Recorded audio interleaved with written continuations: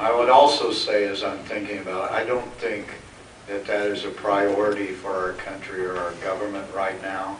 So it will probably, there's a chance, I think, that it would just get lost in the shuffle during this session of Congress. I just want to, I mean, I'm Canadian, so I'm not going to pretend to have a political opinion on it. I mean, I have some concerns that it's probably got a better chance of passing now than it probably ever has, just because of the general political climate, not because of anything in the industry. What I'm hoping is that part of the lobbying efforts against it will be an explanation of how economics function. When a mining company is looking at a deposit, if they're smart, hopefully they will be, they're looking at a large deposit that's got, say, a 20 or 30-year lifespan. They can't look at how well it's going to pay during the peaks, although some of them will do that. I mean, there are mines that are intentionally open to be swing production. But when you're looking at a long-term average, as a mining company will, if you essentially add 8% to the base of the cash cost or the royalty, I don't think most of the guys, even the guys backing the bill, well, especially the guys backing the bill, I don't think they grasp how much, you know, they kind of go, 8%, what's the big deal? 8% would knock a hell of a lot of mining properties out the window. Like, it would really screw up the economics of a lot of stuff. Okay, next question. Yes, ma'am.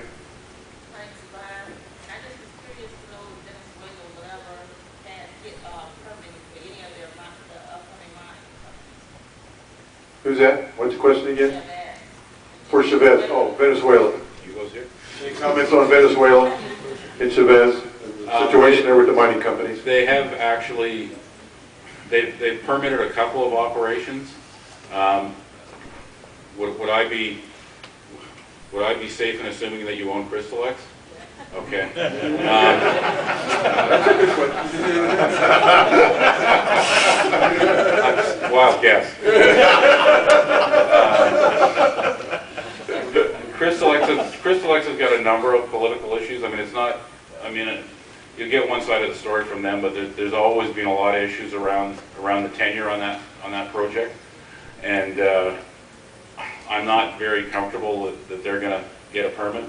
I think it's a lot more likely that somebody who's got, say, a very large Russian shareholder, you can probably guess who that might be, they probably have much better odds. And in fairness to the Russian shareholder who I've met, when the market was really crappy early this decade, he put a lot of money into that country, like a lot of money.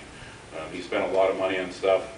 I don't think it's very fair necessarily to the Crystal X shareholders, but Dave and I have been of the opinion from day one, and I mean like 12 years ago, that we were always concerned that they simply would never get a permit. So it's not easy, but I think you have to, there is an issue with the company. I mean, the company tries to make it a country issue, and there is one. I mean, Yugo's a nut bar. No two ways about it, but there's a company issue there. Doesn't Goldcorp have a lot of properties there? That would be Gold Resource, or Gold Reserve Corp.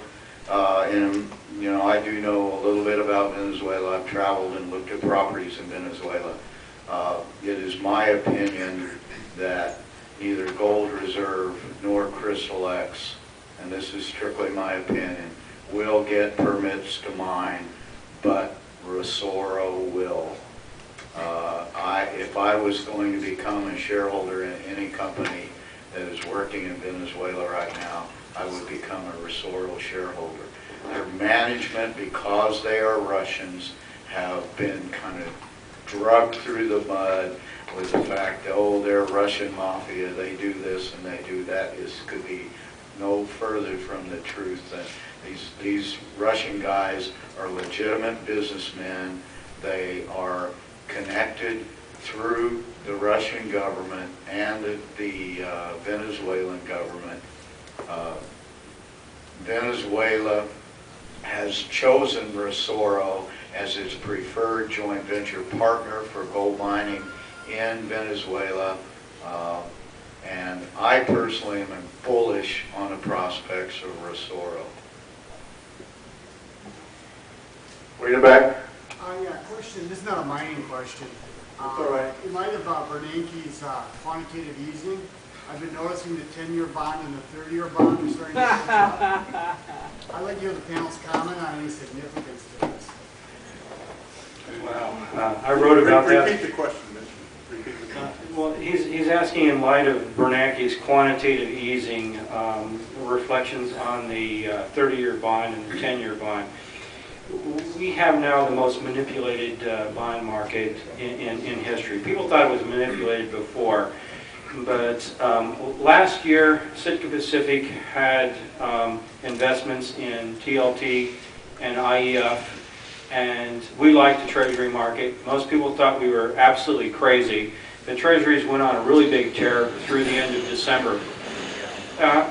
Then Bernanke early this year announced a policy of buying Treasuries up to $300 billion worth. Well, $300 billion worth of Treasuries is peanuts to the Treasury market. Yet we saw this huge rally on the day of that announcement a few weeks ago, and since then it's given it all back. So, our view is we really can't figure out what's going on here. There's contradictory forces. We have an economy that I believe is still continuing to collapse and is going to continue to collapse.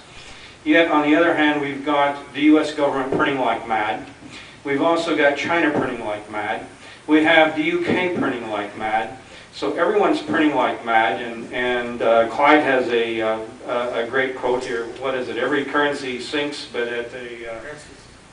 Currencies do not float, they sink at different rates. There you go. So Clyde has that one correct. And there's other factors too, where normally treasuries are in a seasonal unfavorable period. Wow. Starting January 1st through May for tax considerations. So I'm looking at this, and I'm looking at all these various cross currents, and I'm saying, well, the government's trying to manipulate this. It isn't working. There's the economy's collapsing, so that's good for treasuries.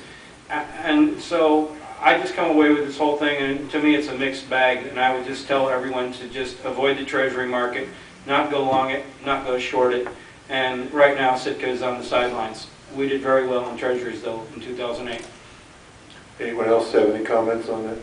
Yeah, I'd like to comment. I think it's, at this juncture, I'd like to look more at what China's doing. China is liquidating treasury bills for stuff.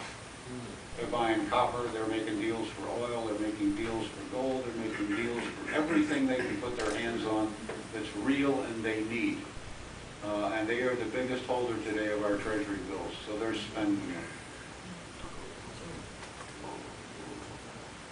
Can I just follow up real quick? There was a report today that China's been buying substantial amounts of gold. Report that China's been buying substantial amounts of gold? Yeah, like they're the 5th largest holder in the world now. Yeah, last year. I don't know. I know China's been buying copper. They're building 500 power plants. The only way you get the light to go on is a little bit of copper. I think they reported that they increased their gold reserves by 60 or 70% last year, something like that. Which is not a big, they don't own that much gold. They own very little gold in the world. Right. Rank number 5. Right. On the top 5 list, the top 10 or something. There was something like that on Alpha a couple of months ago, wasn't it? Well, it's great when you can exchange worthless coupons for something that's got value.